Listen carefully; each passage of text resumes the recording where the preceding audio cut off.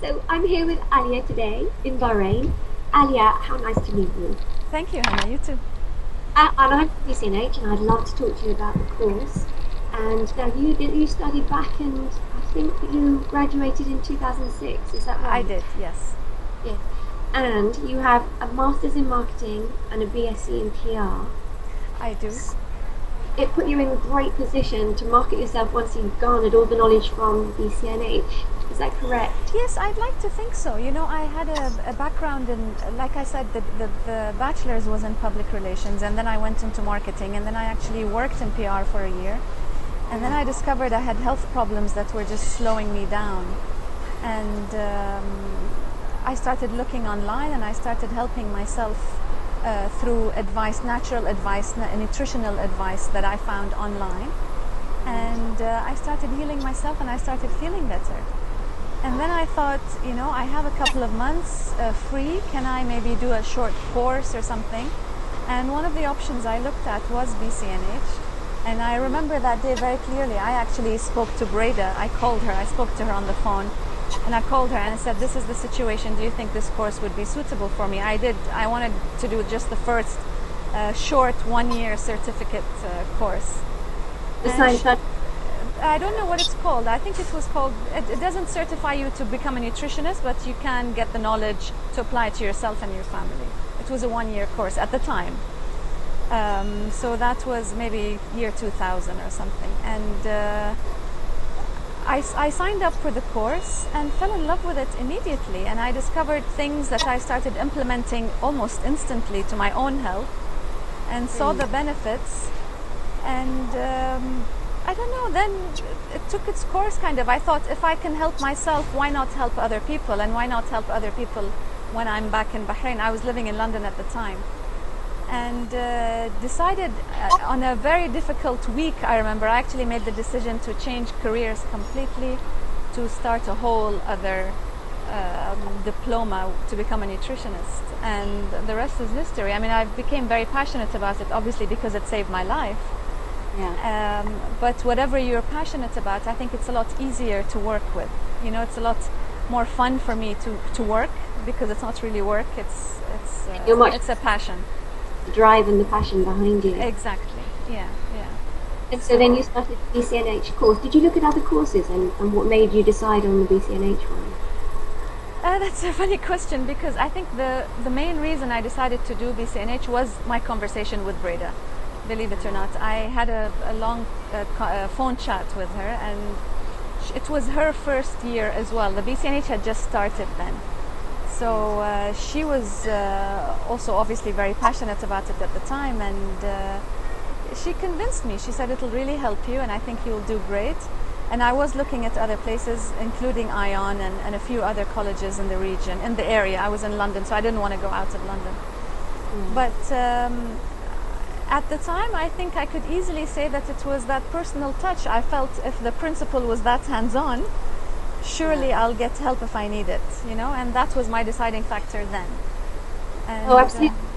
Great, because we're a slightly smaller college than the rest, so you do get that personal touch, which that's I what I remember. felt, yes. I felt it was personalized and I felt it was, I wasn't just another number that they will sign up, you know. I felt it was I would be part of a small team, which was nice and intimate. And now you transferred to a distance student, didn't you? Did you move halfway? I did move halfway. I moved back. I was heavily pregnant at the time with my first child, and didn't want to be in London with a pregnant belly and a baby, and so I wanted to move back home. I came back to Bahrain and I continued by correspondence. And how did you find making the switch from being an attending student to a correspondence student to an online student? You know, I don't know how it would be for somebody who would make my whole life change. I moved back and had a baby and became a correspondence student. So at the time, I think having a small baby at home, correspondence was the only thing that would have worked for me at that time. So it actually worked better that I was a correspondence student because I had the luxury of being at home with the baby and still be able to study and do the work, you know. Did you do the work? Did you do it while baby was sleeping? Yes, yes. While the baby was sleeping, while the baby was feeding, I was One trying, you know, and dreaming about it, panicking about it. everything. I don't know how I did it, but again, it goes back to the passion behind it, I think, because I felt it was such an interesting topic. I just chugged along and continued. And I was learning things and implementing them at the same time, even things about the baby, you know, I was implementing it. So I wanted to know what comes next. I wanted to see the next course, the next chapter, kind of, you know. And having the baby gave you the experience to Writing a book about children, yes, it came a bit later. By then I had 2 kids. And the reason I wrote the book mostly because I started a nutrition consulting office here in Bahrain that serves the Middle East in general, the region. But I discovered that the people who were walking into my consulting office the most were mothers who were stuck about what to feed their babies. So I was kind of, maybe they mirrored me. You know, I was in the same boat, and I found myself giving them the advice that I would have given myself, and I would go home and try it first and see whether it works or not, and then bring it back to give them. And I found that I was writing handouts for parents about tips on how to feed their kids. And then the handouts became booklets, so somebody that comes in gets handed this booklet. And then I thought, well, I have the booklet, might as well just write the book, you know, yeah, so I decided to write the book. At that time, I discovered it's a lot harder than I thought, writing a book, but it paid off in the end, definitely. But it's not your only book, is it? It's my first, but I have 4. Wow. I've published it's called I Want Healthy Kids, the kids book, and then it got translated into Arabic so that it sells in the Arab world. And then most recently, I wrote a book called I Want a Healthy Pregnancy, because I thought, again, people who were walking into my office were pregnant women, so I wanted to give them the advice, but I also wanted to maybe reach kids at an earlier age, even reach them at conception or before conception, during pregnancy. Yeah. And so next book will be a step on to, what's your next? If I were to write another book, because it's hard, it's really hard writing books. If I were to write another book, it would probably be a weight loss guide, because that's what's coming into my office at the moment. You know, weight problems and obesity are huge today. And people maybe would come to me for weight loss, and then once they come, you discover they have maybe diabetes or high blood pressure, but they don't really come for that. They come for the weight loss because it affects their aesthetics, you know. Then you realize and weight loss, I think, will have a knock-on effect on all the conditions. You know, it makes a big difference to everything, really. Yes. And now you're also you lecture here at BCNH. You do practice promotion, don't you? Which I think I did last year. Yeah, I really thoroughly enjoyed that. I talked about what it's like to become a nutritionist and run your own practice, because I know from personal experience that it's hard. Once you have the theory and you have the degree, it's not very easy going off on your own and starting your own practice.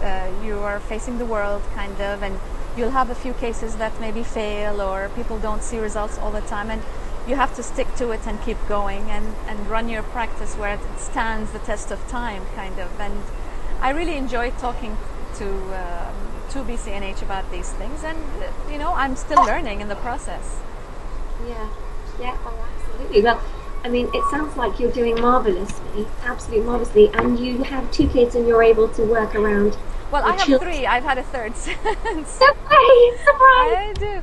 No, I have 3 kids, and again, you just try to juggle all the time. It's just a juggling act between this and that. But because it's my own practice, I get to take maybe time off whenever I want. I get to work from home whenever I can. You know, I'm a bit more flexible because I run my own practice. So if you reflect back on BCNH, can you think what is the one thing that you think it instilled in you to make you as completely successful as you are today? BCNH, definitely, I would think, definitely the things that I hated the most at the time, which was the attention to detail of what you actually tell your clients and how you analyze the case studies. At the time, we would roll our eyes and we'd say, oh, you know, there she goes again, or whoever's your tutor, you think, oh, do I need to write this over and over again? of what the condition is and what's causing it and what are all the possible things that caused it. But it was this repetition and writing it over and over again that made the difference, because it's so instilled in my head. It's actually ingrained there, even 10 years later, or however many years it's been. And I remember doing the live case studies several times, and we do them together as a class, and you see each other presenting, and we had a lot of tears, of course, in the class, and so much stress, but you realize that it pays off in the end, because now when you have a client, you're confident. You have that confidence that you've analyzed the case, you've seen what the condition is, you've thought about all the possible reasons why they have that. And I have Breda in my head sometimes, telling you that, okay, why else? What else? Why is it happening? So I think definitely the attention to detail. Oh yeah, it's a bit like, we should be called really Sherlock Holmes. Yes. Be amazing detectives, aren't we? Yes, definitely. So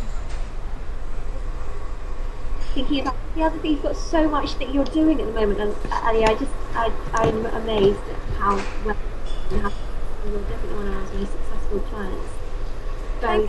Thank you very much, Hannah. Thanks. No, I have at the moment, my exciting project is an internet show that we're working on, and it is in Arabic. It's called Shرايها Alia, which literally means what's Alia's opinion. So I give my opinion about certain things, like a tip on obesity or a tip for blood pressure.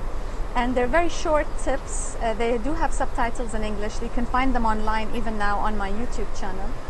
And we air them on the internet, and we're looking at even going to a network at the moment and finding sponsors for that. But the exciting part about that is that I can reach a bigger audience. Once you go online, you can reach a bigger audience, and you can give that health message to a bigger number of people. So I'm hoping that I can do that now with that show. So when does that start? It has started last year, and we're continuing at the moment. We have shortly, within the next week or so, a whole pregnancy series is coming out, and a series of health tips for pregnant women. And then after that, we have a detox series coming out. We've already filmed those. We're bringing those out shortly.